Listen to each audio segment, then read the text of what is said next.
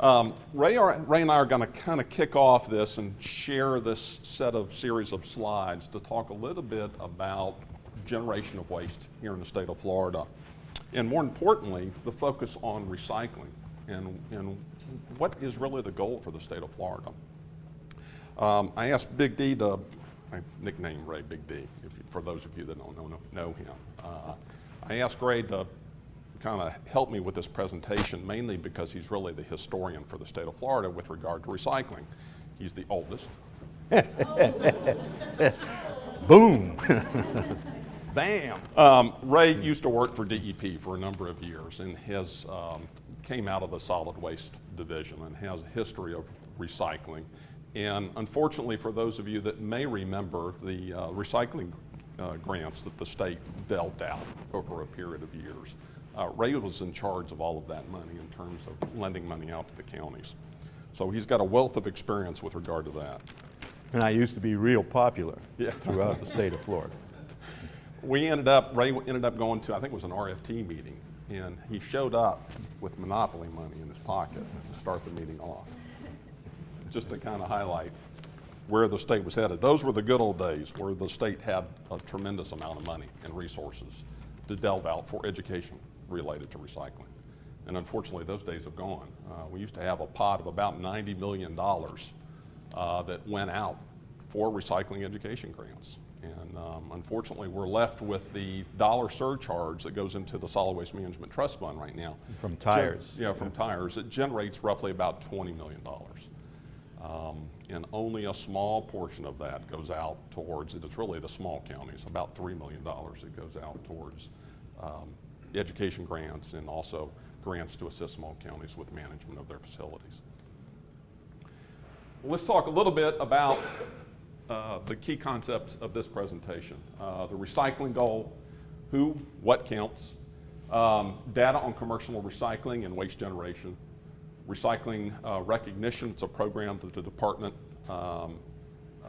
runs, as well as the Recycling Business Assistance Center. And this is actually something that was created back when Ray was involved with the department and actually hasn't been expanded, I guess 2 years ago with revisions to the Solid Waste Management Act. If you look at generation of MSW in the state of Florida, it's roughly 31 million tons of material that's generated. And you can see a breakdown here. The majority of that you'll see is in construction and demolition debris. And you can really track what the economy is doing in the state of Florida by that number. If the number starts to go down, you know the economy is going down. And I think we're starting to see a little bit of a trend of that number going up, which is good. John and I were talking just before the start of the workshop this morning, and John, you were in a meeting, I believe it was in Tampa? Right. With a real estate group or a business development group. Business development group. Yeah, and they indicated that Tampa looks like we may have some new companies coming in or interested in coming in. Big companies. Good. Well, that all relates to solid waste generation.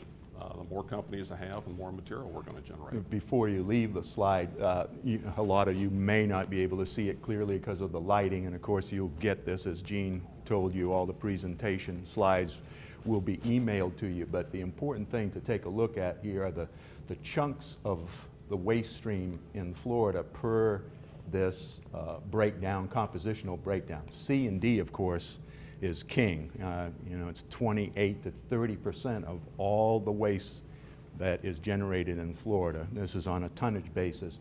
But then you also have yard waste, and then if you look on the right-hand side, all of the different paper waste. All of that material is organic, obviously, and compostable, or it can be used for other purposes also. Then you have all the metals up there in the mustard or tan type color. All of that is recyclable. All your appliances and of course your cans, and then you've got plastic and aluminum cans, plastic bottles. The important part is that you've got at least 40 to 50% of the entire waste stream in Florida that, with a little bit of work, can be recycled right off the bat. And there's There's just so much material out there, but it's not, I'm trying to relate this to the 75%, which is a very aggressive goal, and we're going to need a lot of work to get there, but we've got a waste stream that we can work with and get very close, or maybe get there by 2020. Okay? And that highlights where we are right now, roughly at 49%. We'll give you a breakdown of what that comprises. And then what the goal is of achieving a 75% recycling goal by 2020. Yeah, the legislature just ratcheted the goal, and every year the state is supposed to meet, certain goals in that specific year. And so far, so good. That 49%, before we leave this slide, also includes that about 10% of that, maybe 12%, is from giving recycling credit to waste to energy and landfill gas generation and recovery. So just on traditional materials, that number 49 is more around 39 at this point. What counts on traditional? Of course, you have things like paper, cardboard, cans, bottles, yard waste, food composition. Again, Ray said is right at 38, 39%. The credits to waste energy and landfill gas. What doesn't count towards MSW on this is industrial waste generation, agricultural waste, which is something near and dear to my heart. I've been working with agricultural plastics. If you've ever seen a tomato field or a strawberry field in the center part of the state, there's roughly 40,000 tons of that material generated in the state of Florida on an annual basis. And the majority of it, up until last year, was going up in smoke. There's an exemption in the Solid Waste Act that allows the farmers to burn that material in place at the end of the growing season. But we're starting to see a little bit of trend with a couple of new recyclers that have come on board in the state, and hopefully that management of that material will cease from a burning standpoint here in the state. Are you talking about like the visqueen? Yeah, agricultural. It's called ag film. Ag film mulch. It goes down, the tomato plants and the strawberry plants are actually planted in that film. And then, of course, mining. That doesn't count. Breakdown by the counties, and I know this is hard to see. We'll make sure that everybody gets a copy of this in the presentations. You basically have 14 counties in the state that are achieving the ratcheted goal as of 2013 or 14 rather, and that represents about 20%, 21% of all of the counties, the 67 counties in the state of Florida. Why commercial? Again, if you look at where the waste is generated, 55% of it is generated here in the state of Florida, MSW, from the commercial sector. The other component of that is residential multifamily, which comprises 12%. And it's included, typically I think is historically the way that it was incorporated in the definition of commercial is because it's typically managed from a commercial standpoint, where it's typically not collected, it's as collected a commercial by account. the private sector that's dealing with this. If you look at MSW in terms of where we stand in the state of Florida, still 48% of the materials landfilled, 14% combusted, 38% recycled, and that's the traditional rail. Where to focus within commercial? The segments that have opportunities, certainly office and manufacturing, small businesses, schools, hospitality and hospitals, very difficult from an education standpoint. If you've got that turnover within the hospitality sector, hotels, it's very difficult to educate your customers. You can try to do it, but it's not everybody coming from certain areas of the country understands what might be available at the hotels. And it's a matter of getting the word out to your customers, as Jeff was talking about, to let them know what's going on within your hotel. Organic composting, you know, a lot of food waste generation at the hotels and hospitals, schools, bars. C&D is, because of such a large quantity of the waste stream, is definitely something that we're starting to see in the state of Florida more. Quick factoid on the C&D, if Florida were to achieve 75% of all C&D being recycled, it would equate to a 12% overall recycling rate for the state. That's how huge that particular fraction is. Techniques to boost commercial recycling. We talked about mandatory. I passed out a Orange County provision Commercial on recycling. commercial recycling, and Jane, I know you can probably speak to this. Nope, a little. I know Ray can. No, Not today. not today. We know our ordinance, but not sure if I can. Well, I'm just pointing out that you guys have experience with setting up. I think Manatee County also has. Is it Manatee?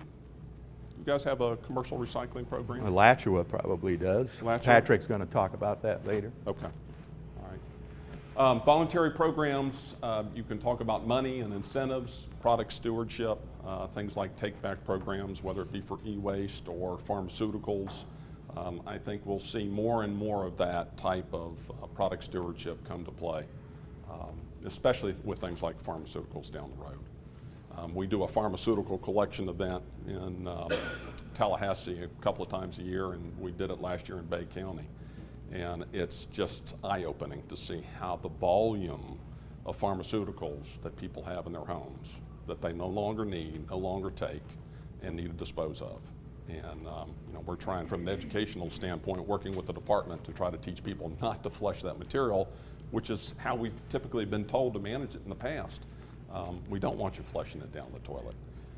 Our data indicates that every single time, at least 1.5 to 2 pounds per participant at these collection events in just medications, unwanted, unneeded. It's unbelievable. Recycling recognition. The department has a program right now to foster education related to what businesses are doing in the state of Florida. And so they started this program. We'll get you some information in terms of how to access it. So if your company wants to get involved in this, it's a voluntary program that you can log on through the retrack system, and we'll provide you that link so that you can report what it is that you're doing. Real quick, just to kind of show you some of the highlights, a couple of firms that went through the program, the Miami Marlins, through their stadium, went through it. They're achieving a 54% recycling rate. You've got Rooms to Go, where John and their program went through, and they're achieving an 87% recycling rate. You've got the Recycling Business Assistance Center, which was set up as a resource for starting and expanding or relocating recycling business in the state.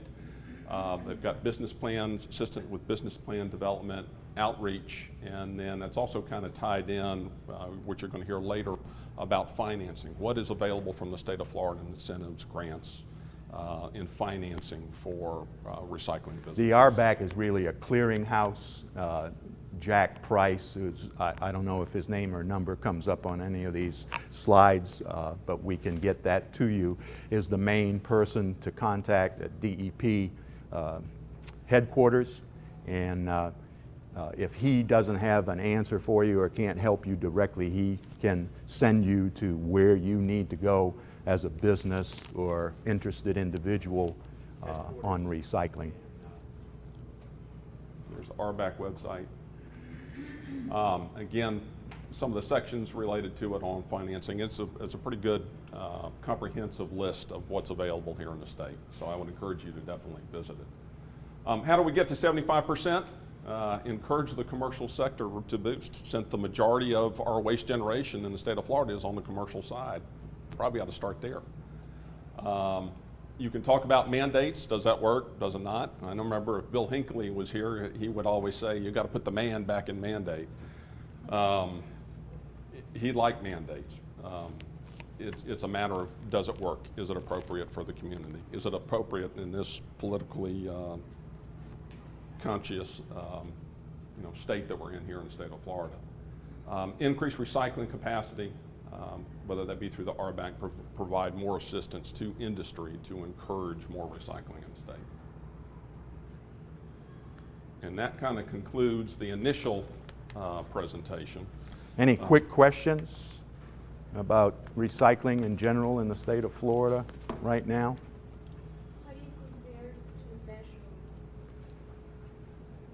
The question is, how do we compare with the national recycling rate?